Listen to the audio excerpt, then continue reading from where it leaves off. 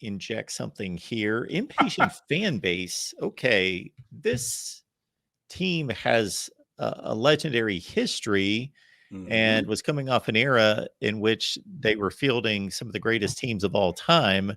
And then suddenly, here in the last close to 20 years, right in that range, almost 20 years, we're looking at a lot of 6, 7, 8 win football teams.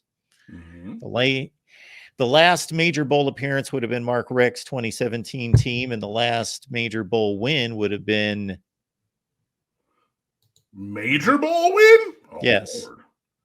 Who knows? Would have been against Florida State, right, in the Orange Bowl in 2004. Yeah, it would have to be. Okay, so I don't think that the fan base is necessarily impatient.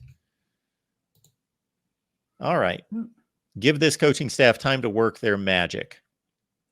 I mean, the thing about it is we're coming to the point where somebody said they sent me an important email on Twitter, and I was looking for it, but they did not. And okay, sorry about that, guys.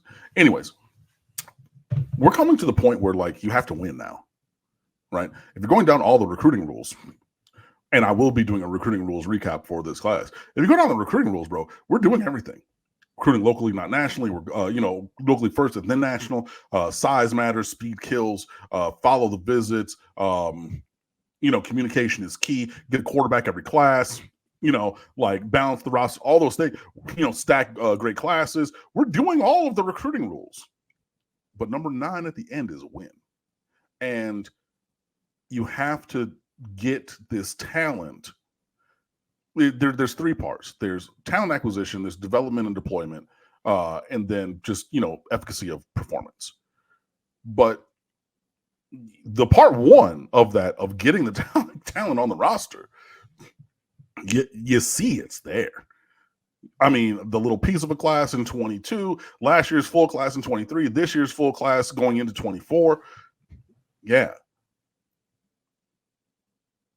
But what are reasonable expectations, right? I think a reasonable expectation would have been more than 5-7 in year 0 of 23 or 22. But that's what we went. Recruited a great class, had 3 true freshman All-Americans in there, and more than 3,000 snaps played by true freshmen last year. Up to 7-5 with a bowl game potential to win 8 on the year. Okay, stack this class, get more transfers. I think this should be an 8 or 9 win regular season next year. But the time to work the magic, it depends on what your viewpoint is, depends on what your expectations are. And I mean, like, there's no way that Cristobal is getting fired anytime before 5 years, going into year 3.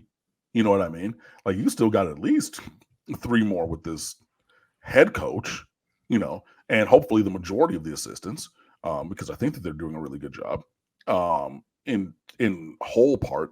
But I mean, still want to win, and you want to look good while doing it. I.e., if you beat Georgia Tech, you want to have a game that looks a little bit better than that, a little bit cleaner than that, from penalties and turnovers and things like that. And again, I know we're 1 snap away from winning that game, but even if we would have won that game, that would have been like that was a really rough one. Hopefully we clean things up moving forward. You know what I mean? That's what I mean by looking good. I'm not talking about the jersey and everything, which we can, but I'm talking about the performance looking better through the course of the game and everything. So I'm hopeful for that. And, the focus on recruiting and really flipping this roster through this year, again, the second and I believe final year of uncapped scholarships. So sign as many as you want from wherever you want. Last year and this year was, I believe, the NCAA's updated rule. That will hopefully help put us in a good situation, but also have to be realistic with where things can go. Do I think that this is an undefeated team next year? No, I don't. I don't think that this is a 5-loss team next year either. So I don't know. It really depends on what your expectation is, what your immediate timeline for that is, and how things go. Because, I don't think that without Kirk Herbstreit, lambasting the athletic department, that things would have changed when they did. I don't think unless in 2015, there were 32 people left in the lower bowl when we lost 58-0 to Clemson. That was finally, we're like, okay, rubber road, like we got to go a different way. I don't think that we're going to get there in this 5-year term with Cristobal. So I would say expect him to be here a little bit longer. And then hopefully when we start to not just win the one-off game against a 7-5 Texas A&M team who's very talented and then end up losing their quarterback, but we don't win that one, but we win multiple games of consequence that were maybe 50-50s, end this forever losing streak to North Carolina and this 3-game losing streak to Florida State, those kind of things. I think that will give positive vibes and also tangible results to the fan base where their patience can be extended, especially when we continue to recruit at this level. As we made our projections and season-long predictions, and let's see, I picked Miami to go 8-4. What was your selection? 8-4? 7-5, prove me wrong. Okay. I went 8-4.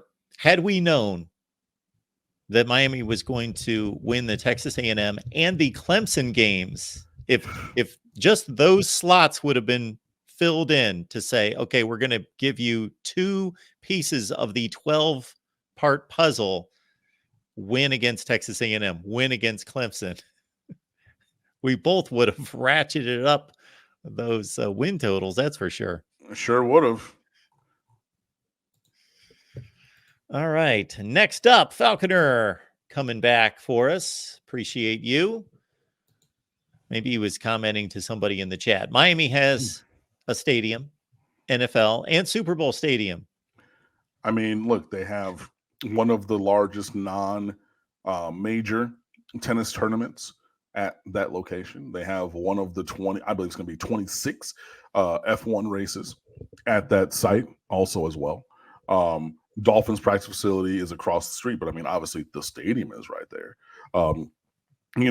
Beyonce World Tour, right there. Taylor Swift tour, right there. Any big, event, going to be right there. Like it is become built into a literal world-class venue campus, and they have to be proud of that. And is it on campus in Coral Gables? No. But I honestly, I'm almost getting to the point where I'm not going to have that conversation anymore, just because I don't think that there's really any efficacy other than trying to hurt the feelings of Miami fans for being different, but UCLA and USC, their stadiums aren't on campus. They do pretty well. You know what I mean? So it's a thing that people try to needle Miami for or whatever, but I'm like, your stadium is a trash heap. You know what I mean? This is someone who grew up going and sitting on the bleachers at University of Michigan Stadium, which are marked this big, but in reality are this big. And because the stadium is built into a hill, if you didn't know that, it is. You enter it 95 rows up. When you look at the next Michigan game, look and see where the holes are for the entrances. It's 2/3 of the way up the bowl, and you go into the hill. That's why they can still put 3 more levels on that stadium if they so chose, because the literal earth is the foundation thereof. But since you go down, then they have that 6 foot, or it's not 6 foot, it's a 4.5 foot brick wall that rings the thing. But then the players are right there, so the first 4 rows have to stand so they can see. So then everybody else does what? Stand so they can see, right? Ain't no club level. Ain't no, I'm going to go to Club Live. I'm going to go in here. Oh, I got that. Da, da, da, da. And I loved going to that stadium. But I'm going to be really, really real with you. Hard Rock Stadium's a better stadium. And I believe that to be the case with these other, especially Tallahassee. Please get out of here. All right. Showing up with this one, Falconer TRX says, Miami and Florida State giving FSU some love. On the way up, UF, not so much. Yeah, man. UF had a bad day today. They did end up getting a couple pieces of good news. Derek Lagway, or DJ Derek Jr., their 5-star quarterback, and then LJ McCray, their 5-star defensive lineman. Both of those dudes signed. I'm shocked. Like, you know, we flipped Adarius Hayes. Texas flipped 3 guys. Auburn flipped a dude. Texas A&M flipped a dude. Like, they lost blue chip after blue chip after blue chip from that class. Like, it was, you know, going out of business sale in the Florida commit group, you know, heading to signing day. Like, and I'm forgetting even a couple of dudes who got, you know, plucked out of there. But yeah, they got 2 really, really, really, really good players of that group to stay and sign. I mean, I said it before, DJ Lagway, he needs to make a business decision. And you're like, I know you're like, Cam, you want him to do a business decision, but you feel some way about Jeremiah Smith could be doing that? Yeah, sure. Look, I'm me. I'm human. I contradict myself sometimes, but like, ain't nobody there to play with. That coach is going to get fired. Have you seen their schedule? Good God, that final 5 games after the second bye week? Oh, Jesus, man. You come off the second bye, and it's Georgia in the cocktail party at LSU. Yeah. I just did a video on it. It's Texas A&M, somebody else, and then Florida State. Sad days. And for that, I'm like, yo, but you're gonna like sign up and you're gonna be there to like go through that. LJ McCray, you're gonna eschew all these other opportunities, Miami being one of them, but other places as well, to go there and play for a defensive coordinator who says some good things, but whose defenses get run through like tissue paper. I was very, very shocked. And LJ McCray even said he was going to delay his signing maybe until Friday to think about it. And I don't know what Bagman NIL transaction was transacted between the time he said he was not going to sign today and then when he did submit his signature.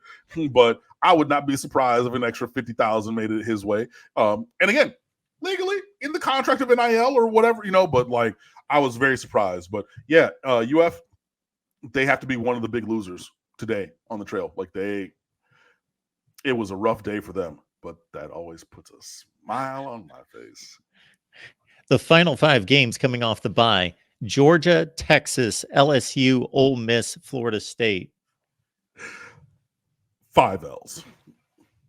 5 L's back to back to back. I forgot. Yeah, Texas is oof. And you're coming off of a Georgia game. Georgia. So you're going to have the body blow after Georgia, and Texas, I mean, is as big and strong and physical on the lines of scrimmage as Georgia. And you got that in the cocktail party. Then you got to go to Austin and Darrell Royal for that. And then rough. I honestly said that Napier doesn't make it to Halloween. And I told my friend Fred I was going to say that on today's show. I do not think he makes it to Halloween. He does not make it to November 1st. Like All Saints Day, I don't think that he does. They have the bye week that last week on October 26th, I believe. And maybe it's already going so sideways, they say, you know what, look, we're just going to let you go to the end of the year and hang all the losses on you before we transition to somebody new. But like, they're in a interesting spot. And they start with us at home. Hey, man, you got to go get that one. I don't care. Come hell or high water, whatever you got to do. Miami Hurricanes, August 31st, my cousin's birthday, James Rose III, August 31st, 2024, in Gainesville at Ben Hill Griffin Stadium. That must be a win. I'm accepting no other thought. I'm accepting no other outcome. There is no other possible multiverse thing from now. So if I've been talking about I need somebody to stand on business mentally, I'm standing on that business. If you remember, and I'm good for this, when Cade Cunningham was the clear number 1 in November of his year at Oklahoma State, I started tweeting and said, future Pistons superstar Cade Cunningham. And I did not talk about him in any other terminology since from when I started it through the time that we got the #1 pick and drafted him. From today, right now, we're winning that game. Period. I don't care. I don't care. I don't care. Come the end of the night, August 31st, Miami will be 1-0, having beaten Florida, who will be 0-1, and we're going on. Clip it, send it to all your friends, say whatever you want to say. I'm standing on business. We're winning that game, period. Florida's worst games, throw out the FCS game. Their worst games, their easiest games are pretty good teams. Mississippi State, Kentucky, UCF. Those are their 3 worst games. We're going to be a rough season. But, hey, like I said, when they struggle, I smile. But, yeah,